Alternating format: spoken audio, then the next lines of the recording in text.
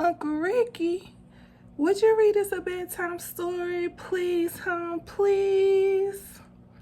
All right, you kids get to bed. I get the storybook. Y'all tucked in? Yeah, here we go. What's up, family? It's your girl Renee B, also known as Queen Suma, and I am back with another song analysis, y'all. I'm gonna try to make this one fast and simple and sweet as I can possibly do it or whatever. Just want to say thank y'all for subscribing to my channel. If y'all have already subscribed, please do me a favor and like the video, leave a comment, and if you're not already a subscriber and you end up liking the video, consider becoming a subscriber. You know what I'm saying? And hit that bell so you can be notified whenever I post a video. I like sharing intuitive functions. I like sharing elevated perspective on things that are happening currently. And I hope to bless you guys, or at the very least help your smile. It's currently Monday, but I'm sure this will resonate whenever you come across it. So yeah, this is a children's story by Slick Rick. It says that it was released in 1988, and I have done a couple of other songs in the list of topics that I derived after spending time with God. So I've really been enjoying them. They have been from before I was born. A lot of the songs came out before I was even born, and going back and looking at the video has been very interesting and entertaining. I have not looked at the video for this one since I was a kid, and honestly hadn't heard this song since I was a kid. It was one of them songs that was permeating the airways real heavy back in the day. And shout out to Sleek Rich, shout out to Dougie Fresh, because in my opinion they are the essence of hip-hop. They are one of the pioneers of hip-hop. And let me just go ahead and finish getting into these lyrics.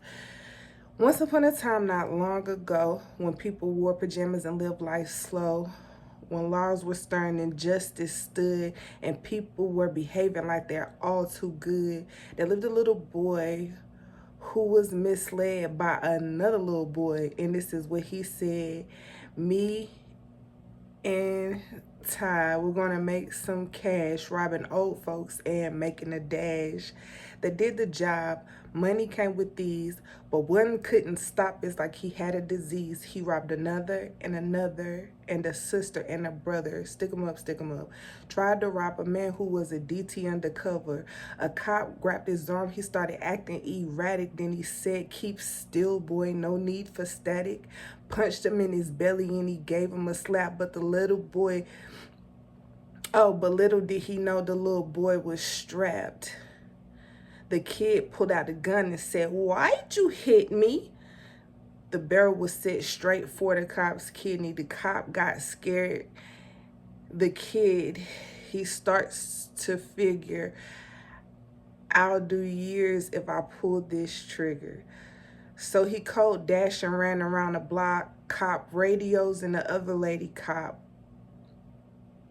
He ran by a tree, and there he saw the sister. Shot for her head, he shot back. Oh, shot for the head, he shot back, but he missed her. Looked around good from expectations. He decided he'd head for a subway station, but she was coming and he had to make a left. He was running top speed until he ran out of breath. Knocked down an old man and he swore that he killed him. Sorry. Then he made his way to an abandoned building, ran up the stairs, up to the top floor, opened up the door there. Guess what he saw? Who? Dave, the dope man, shooting dope, who don't know the meaning of water nor soap. He said, "I need bullets, hurry up, run." The dope fiend brought back a spanking shotgun. He went outside, but there were cops all over. And then he dipped into a stolen Nova, raced up a block about 83, crashed into a tree of the university, escaped alive, though the car was battered. Rather than all the cops scattered, ran out of bullets, and he still had static. Grabbed a pregnant lady and out the automatic, pointed at her head, and he said, "The gun is full of lead." Told the cop back off, but honey here is dead. Deep in his heart, he knew he was wrong. So he let the lady go, and he starts to run on, siren sounding. He seemed astounded. Before long, the little boy was surrounded. He dropped the gun, and so went the glory. And this is the way I have to end this story. He was only 17 in a man's dream. The cop shot the kid. I still hear the kid scream. This is not funny, so don't you dare laugh. Just another case about the wrong path, straight and narrow, or your soul gets cast. Good night. Knock him out. Knock him out the box, Riggs. Knock him out, Rick. Knock him out the box. Oh, boy. Uncle Ricky's really weird. Knock him out the box, Rick. Knock him out, Rick. I know, right?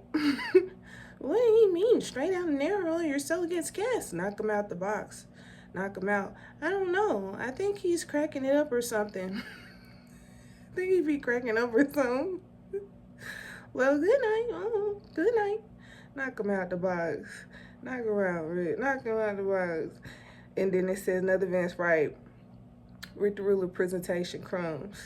Okay. Songwriter, Ricky M.L. Walters. Okay, children's story, cover art, music public. All right.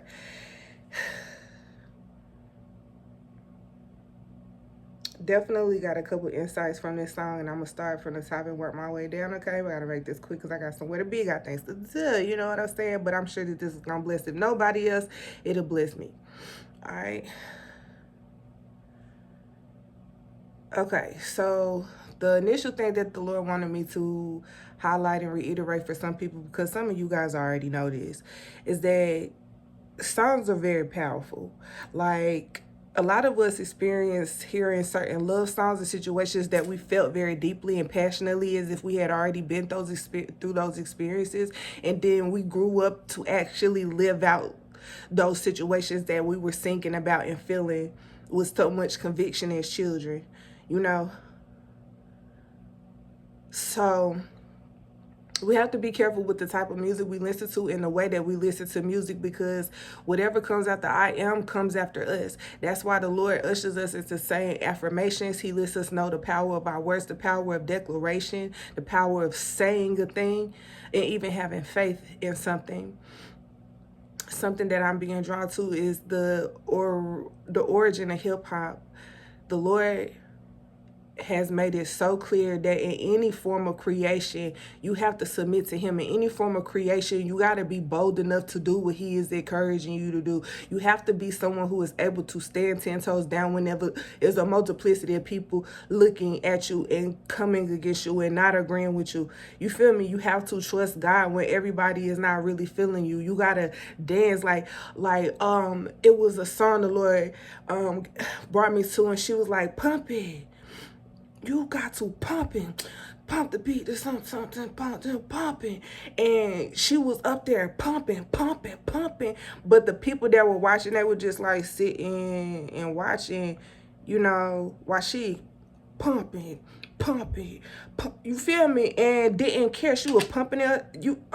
I wish I knew what that. I might figure out what it is and add it to the list and do it next, if I don't forget. But sometimes you got to dance by yourself. Sometimes you got to party by yourself, but you're really not by yourself. God in heaven is there with you. God in heaven is there pumping it up with you and preparing a nation for, like, you guys are going to reach many nations. Like, even if you feel isolated in your creation, when you're creating, you know what I'm saying?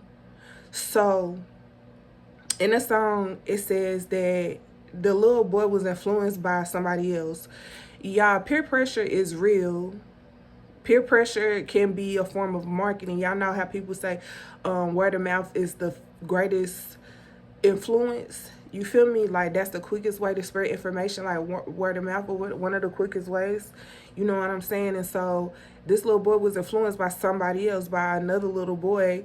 And the interesting thing was, when the main little boy was going through all of this trouble at the age of 17, going through all of these issues, the cops wasn't chasing that other little boy that influenced the main little boy. You feel me? So it's like, yeah. And you can tell in the song that this kid had a good heart. He apologized for knocking the man over when, you know, he was running. And he had a heart about, like, just certain things that he was doing, you feel me, which probably was the Lord's conviction, because the Lord always be convicting us, like, whenever we going into situations that we shouldn't be, you know. But I'm thinking about how the part in the song where, like, the cop was aggressive with her, the cop had grabbed him and had hit him and stuff like that, not knowing that he had a gun on him.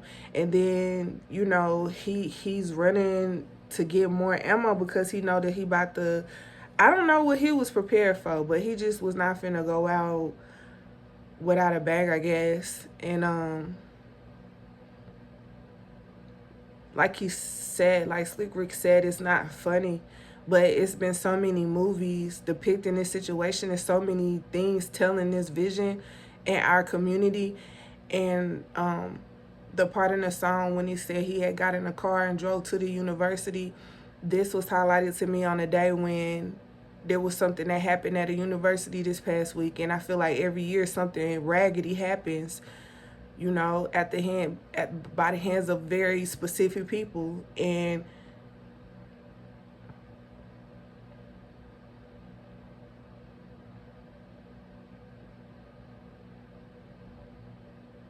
God's will be done. That's all I'm gonna say. God's will be done.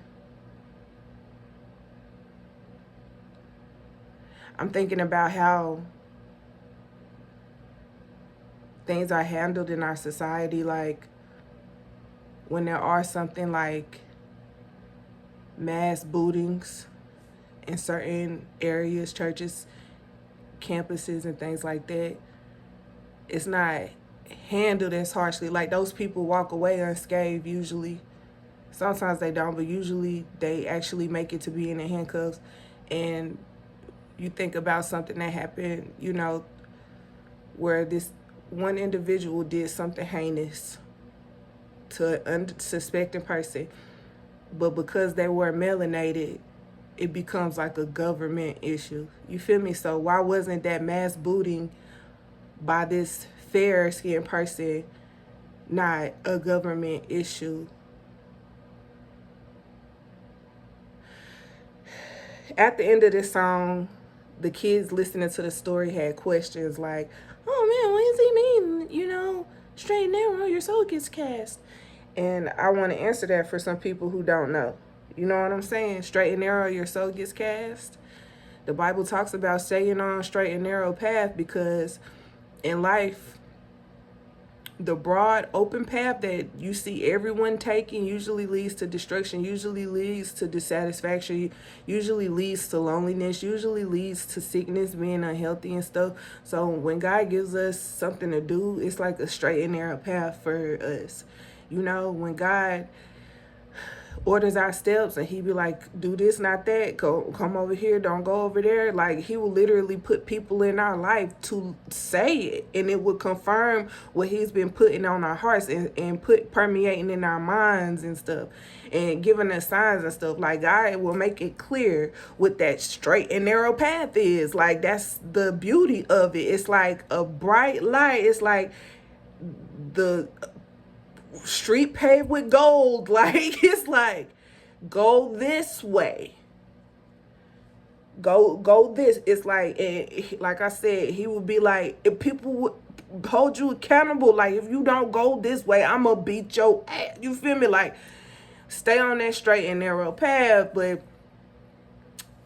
here come your friends, here come influences saying, oh, well, you can do this path. Okay, well, what all of your path consist of? All right, well, if you go down this way, it'll run into that path, and then you can just, you know, it'll try to get you into detours and all kind of situations. I don't know how this applies. If you find some sort of resonation with this, let me know in the comment section. You know what I'm saying? We can talk about it. But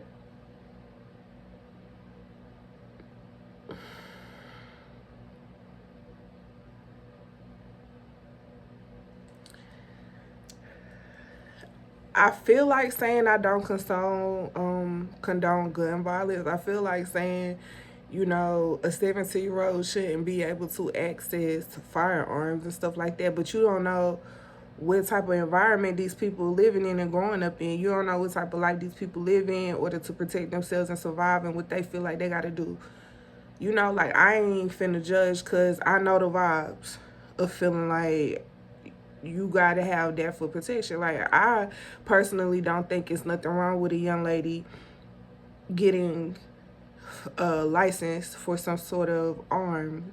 You know what I'm saying? I don't mind a lady being armed and being a lady that's armed or whatever, but we as people gotta remember the benefits of being protected by God, the benefits of being protected by the Lord Jesus Christ, the benefits of having the Holy Spirit by our side to help us.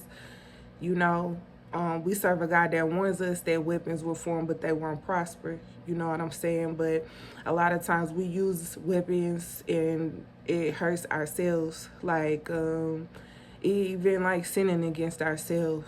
You know what I'm saying? So, and when I say sinning against ourselves, that comes from having sex before marriage. That's a sin against yourself. And, you know, we suffer for that in various ways. Like, you know, God makes it clear when you sinning against yourself. You gonna feel it. You'll feel it. Like, you'll feel it. But by his grace, you'll go through healing and learn your lessons and stuff like that. I pray that nothing like this ever happens again. I pray that some of the things that we've been experiencing just never happen again. And it's getting to the point where I feel like it's intentional because it's not being prevented. Some things are being planted in our community, and I don't know what's gonna come of me releasing this message or whatever, but it is what it is, y'all. This has been a children's story analysis, song analysis by Slick Rick, and I'm gonna leave this at this. Until next time, be blessed and at peace. Okay, bye.